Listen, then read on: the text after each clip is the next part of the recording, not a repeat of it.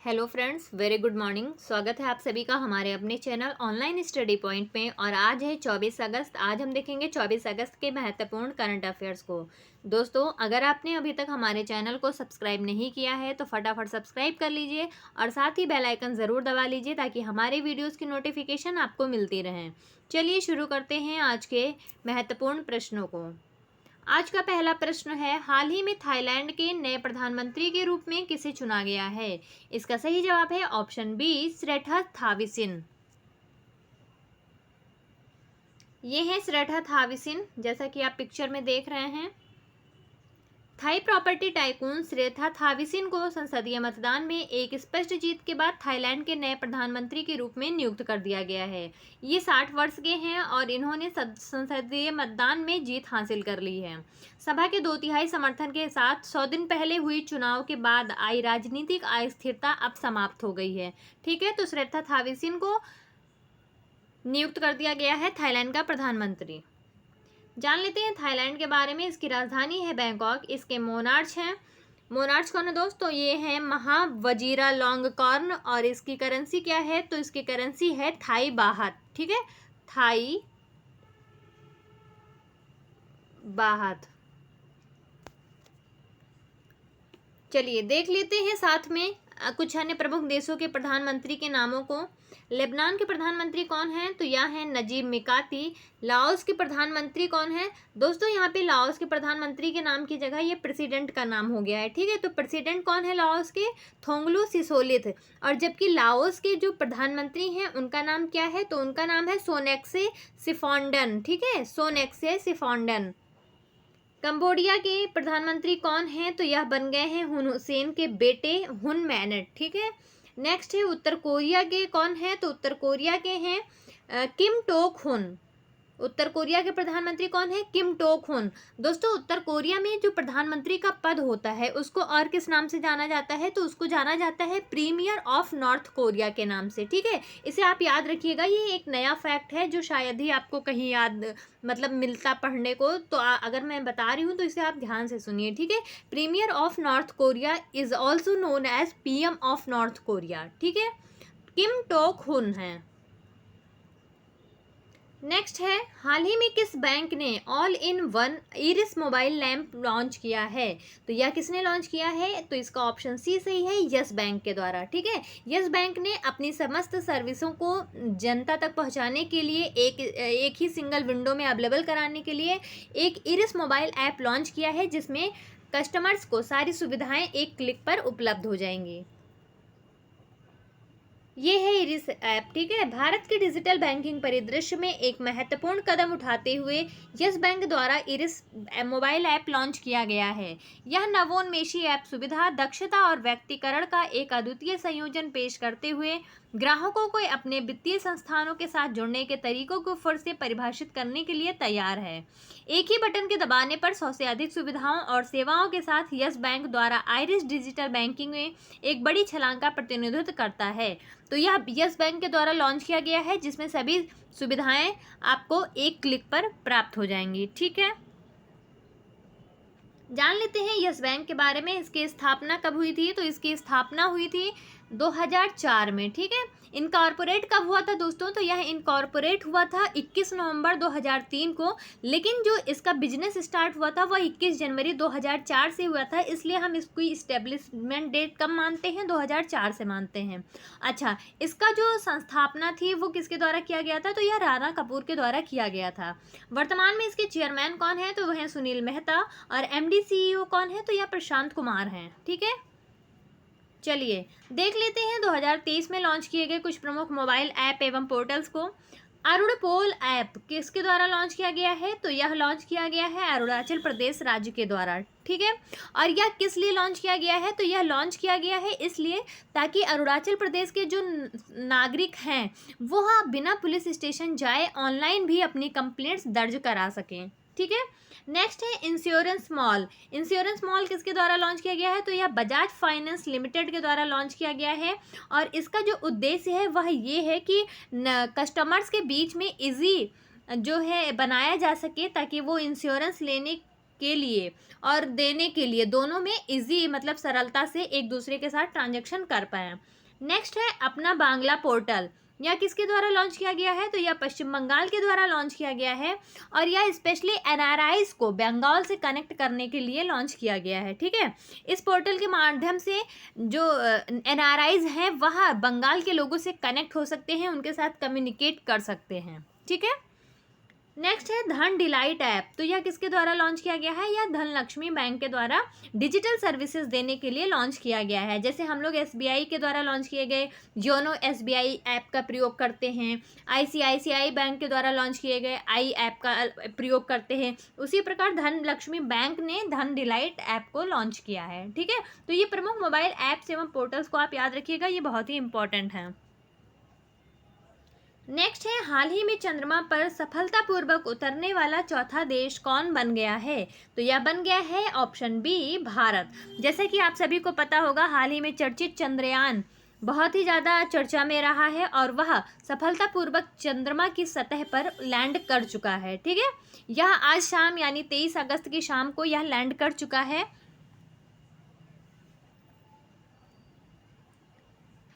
भारत ने 23 अगस्त 2023 को अपने चंद्रयान 3 मिशन को चंद्रमा की सतह पर सफलतापूर्वक उतार दिया, जिससे वह संयुक्त राज्य अमेरिका, रूस और चाइना के बाद ऐसा करने वाला चौथा देश बन गया है। लैंडर विक्रम ने चंद्रमा के दक्षिणी ध्रुव को छुआ है। यह एक ऐसा क्षेत्र है जिसे कभी पहले खोजा नहीं गया था। ठीक है, चंद्रयान 3 की सफल लैंडिंग भारत के अंतरिक्ष कार्यक्रम के लिए इसरो की एक बड़ी उपलब्धि है। ठीक है दोस्तों, तो ये याद रखिएगा, चंद्रयान 3 बहुत ही इंपॉर्टेंट है और भारत के लिए यह एक इतिहास है। ठीक है, इसरो के बारे में जान लेते हैं। इसकी स्थापना हुई थी 15 अगस्त 1969 को। मुख्यालय है इसका बेंगलुरु कर्नाटक में। इसके प्रमुख या अध्यक्ष हैं एस सोमनाथ। अगला प्रश्न है, नेशनल ग्रीन ट्रिब्यूनल के नए अध्यक्ष के रूप में किसे नियुक्त किया गया है? दोस्तों यह क्वेश्चन आपके लिए बहुत ही इंपॉर्टेंट है, आप इसे ध्यान से सुनिएगा और याद रखिएगा। तो इसका सही जवाब है दोस्तों option A, justice Prakash Srivastava. Justice Prakash Srivastava को नेशनल ग्रीन ट्रिब्यूनल का अध्यक्ष बना दिया गया है। ये हैं प्रकाश श्रीवास्तव जी, जस्टिस प्रकाश श्रीवास्तव। जस्टिस प्रकाश श्रीवास्तव को नेशनल ग्रीन ट्रिब्यूनल यानी एनजीटी का अध्यक्ष नियुक्त कर दिया गया है। पूर्व चेयरपर्सन कौन थे? तो जस्टिस ए के गोयल थे और उनके स्थान पर ही इन्हें नेशनल ग्रीन ट्रिब्यूनल का अध्यक्ष नियुक्त किया गया है। यानी इन्होंने किसको रिप्लेस किया है? तो इन्होंने रिप्लेस किया है जस्टिस ए के गोयल को। ठीक है, इसके पूर्व अध्यक्ष न्यायमूर्ति ए के गोयल के जुलाई में सेवानिवृत्त होने के बाद न्यायमूर्ति शिव कुमार सिंह को कार्यवाहक अध्यक्ष के रूप में नियुक्त किया गया था। तो दोस्तों ये क्वेश्चन बहुत ही ज़्यादा इंपॉर्टेंट है, आपको ज़रूर याद रखना है, आप इसको बार बार पढ़ते रहिए। बात कर लेते हैं एनजीटी के बारे में। तो एनजीटी एक पर्यावरण संरक्षण और वनों और अन्य प्राकृतिक संसाधनों के संरक्षण से संबंधित मामलों में त्वरित और प्रभावी न्याय प्रदान करने के लिए राष्ट्रीय ग्रीन ट्रिब्यूनल अधिनियम 2010 के तहत भारत सरकार द्वारा स्थापित एक विशेष निकाय है। ठीक है, तो इसे भी आप याद रखिएगा। देख लेते हैं 2023 में की गई कुछ प्रमुख नियुक्तियों को। सीबीआई के निदेशक कौन है? तो यहाँ है प्रवीण सूद। यूपीएससी के अध्यक्ष कौन है? तो यहाँ है मनोज सोनी। दोस्तों यहाँ पे यूपीएस लिख गया है, ये यूपीएससी है, आप लोग ध्यान रखिएगा। परमाणु ऊर्जा आयोग के अध्यक्ष कौन है? अजीत कुमार मोहंती। विश्व बैंक के अध्यक्ष कौन है? तो यह अजय बंगा बनाए गए हैं। ठीक है, चलिए नेक्स्ट देख लेते हैं। हाल ही में दास व्यापार और उसके उन्मूलन की स्मृति के लिए अंतर्राष्ट्रीय दिवस कब मनाया गया? तो यह मनाया गया है दोस्तों ऑप्शन सी, 23 अगस्त को। 23 अगस्त international day for the remembrance of the slave trade and its abolition. दास व्यापार और उसके उन्मूलन की स्मृति के लिए अंतर्राष्ट्रीय दिवस 23 अगस्त को मनाया जाता है।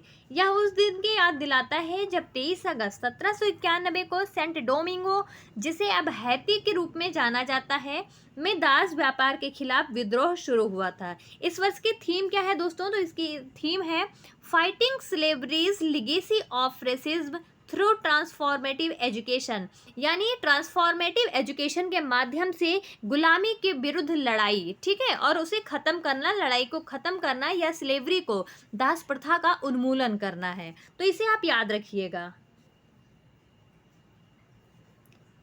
देख लेते हैं अगस्त माह में मनाए जाने वाले कुछ अन्य प्रमुख दिवसों को। 2 अगस्त को क्या मनाया जाता है, तो यह मनाया जाता है राष्ट्रीय मित्रता दिवस। 3 अगस्त को क्या मनाया जाता है, तो यह मनाया जाता है नाइजर का स्वतंत्रता दिवस। 9 अगस्त को क्या मनाया जाता है, विश्व के स्वदेशी लोगों का अंतर्राष्ट्रीय दिवस। 12 अगस्त को क्या मनाया जाता है, तो यह मनाया जाता है अंतर्राष्ट्रीय युवा दिवस। नेक्स्ट है, हाल ही में कहाँ पहली हाइड्रोजन ईंधन सेल बस सेवा शुरू की जा रही है, तो इसका सही जवाब है ऑप्शन डी, लेह में। भारत की प्रारंभिक हाइड्रोजन ईंधन सेल बस सेवा लेह में शुरू हो रही है, जिसमें सार्वजनिक सड़कों पर इस भविष्य की तकनीक का अग्रणी वाणिज्यिक परीक्षण शामिल है। यह उद्यम भारत की सबसे बड़ी बिजली उत्पादक कंपनी एनटीपीसी द्वारा क्रियान्वित की जा रही है। एनटीपीसी लेह प्रशासन को शहर के भीतर आवागमन के लिए 5 हाइड्रोजन ईंधन सेल बसों की आपूर्ति कर रहा है। तो इसे याद रखिएगा क्योंकि ये पहली बार हो रहा है, तो ये बहुत ही ज़्यादा इम्पॉर्टेंट हो जाता है। तो ये कहाँ चलाई जा रही है, तो यह लेह में चलाई जा रही है। देख लेते हैं भारत में घटित होने वाली अन्य पहली चीज़ों को जो 2023 में हुई हैं। भारत की पहली पॉड टैक्सी सेवा कहाँ शुरू की गई, तो यह उत्तर प्रदेश में शुरू की गई है। अंतर्राष्ट्रीय मल्टी मॉडल लॉजिस्टिक पार्क कहाँ खोला गया, तो यह जोगीघोपा असम में खोला गया है। भारत की पहली हरित विमानन ईंधन उत्पादन कहाँ पे लॉन्च की गई, तो यह लॉन्च की गई है पानीपत हरियाणा में। भारत का पहला डिजिटल साइंस पार्क कहाँ लॉन्च किया गया, तो यह लॉन्च किया गया है केरल में। दोस्तों इन पहली चीज़ों को आप ज़रूर याद रखिएगा क्योंकि पहली चीज़ें जब होती हैं तो वो बहुत ही ज़्यादा इंपॉर्टेंट होती हैं और वो हमेशा पूछी जाती हैं। आज तो ये करंट अफेयर्स के रूप में पूछी जा रही हैं, लेकिन जब जैसे जैसे समय बीत जाएगा वैसे ये इतिहास का रूप धारण कर लेंगी और इतिहास के रूप में भी पूछी जाएंगी। नेक्स्ट है, खेलो इंडिया महिला लीग का नाम बदलकर क्या रख दिया गया है, तो इसका सही जवाब है ऑप्शन बी, अस्मिता महिला लीग। दोस्तों मेन और वुमेन के बीच में इक्वलिटी लाने के उद्देश्य से अब इस खेलो इंडिया महिला लीग का नाम बदलकर अस्मिता महिला लीग कर दिया गया है। केंद्रीय युवा कार्यक्रम और खेल मंत्री अनुराग सिंह ठाकुर ने खेलो इंडिया महिला लीग का नाम बदलकर ऑफिशियल तौर पर अस्मिता महिला लीग कर दिया है। अस्मिता पोर्टल एक व्यापक संसाधन के रूप में कार्य करता है जो आगामी लीगों की जानकारी देगा। ठीक है, तो इसे याद रखिएगा। महिला लीग का नाम क्या बदल कर रख दिया गया है, तो यह अस्मिता महिला लीग कर दिया गया है। नेक्स्ट है, इसरो ने चंद्रयान 3 मिशन के साथ भेजे गए रोवर को क्या नाम दिया है। दोस्तों चंद्रयान 3 बहुत ही ज़्यादा चर्चा में है, आप लोग इसके बारे में डिटेल भी ज़रूर पढ़ लीजिएगा। एक अलग से हम कोशिश करेंगे कि आपको एक अलग से चंद्रयान 3 पे शॉर्ट वीडियो अवेलेबल करा दे ताकि उसमें सारी इन्फॉर्मेशन आपको मिल जाए चंद्रयान 3 के बारे में, क्योंकि ये आपके एग्जाम में ज़रूर पूछे जाएंगे। ठीक है, तो इसके रोवर का क्या नाम था, तो इसके रोवर का नाम था ऑप्शन डी, प्रज्ञान। ठीक है, चंद्रयान 3 मिशन को इसरो ने 14 जुलाई 2023 को आंध्र प्रदेश के श्रीहरिकोटा में सतीश धवन अंतरिक्ष केंद्र से लॉन्च किया था। इसरो ने चंद्रयान 3 मिशन के लैंडर को विक्रम और रोवर को प्रज्ञान नाम दिया है, जो एक वैज्ञानिक पेलोड है। प्रज्ञान एक रोबोटिक व्हीकल है जिसका संस्कृत में अनुवाद ज्ञान होता है। चंद्रयान 3 मिशन 2019 के चंद्रयान 2 मिशन का अनुवर्ती है। ठीक है, चंद्रयान 2 का विक्रम लैंडर चंद्रमा की सतह पर दुर्घटनाग्रस्त हो गया था और इसी कारण हमें चंद्रयान 3 का जो मिशन है वो लॉन्च करना पड़ा और हमें फिर से चंद्रमा पर चंद्रयान 3 मिशन भेजना पड़ा, जो सफलतापूर्वक चंद्रमा पर लैंड हो चुका है। ठीक है, नेक्स्ट है, इंडियन कोस्ट गार्ड ने समुद्री सहयोग बढ़ाने के लिए किस देश के साथ एक समझौता ज्ञापन पर हस्ताक्षर किए हैं, तो इसका सही जवाब है दोस्तों ऑप्शन बी, फिलीपींस। ये है हमारे विदेश सचिव एस जयशंकर।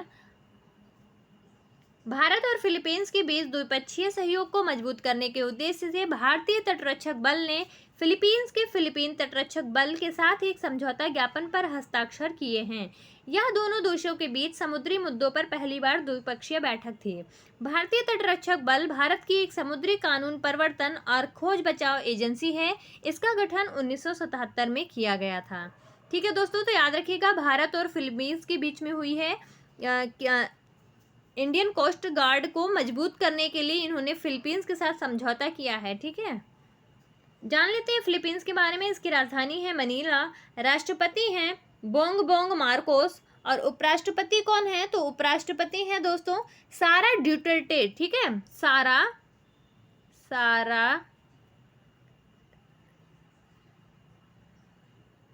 डुटर्टे, ठीक है, याद रखिएगा इसे। इसकी मुद्रा क्या है? तो इसकी मुद्रा है फिलीपींस पेसो।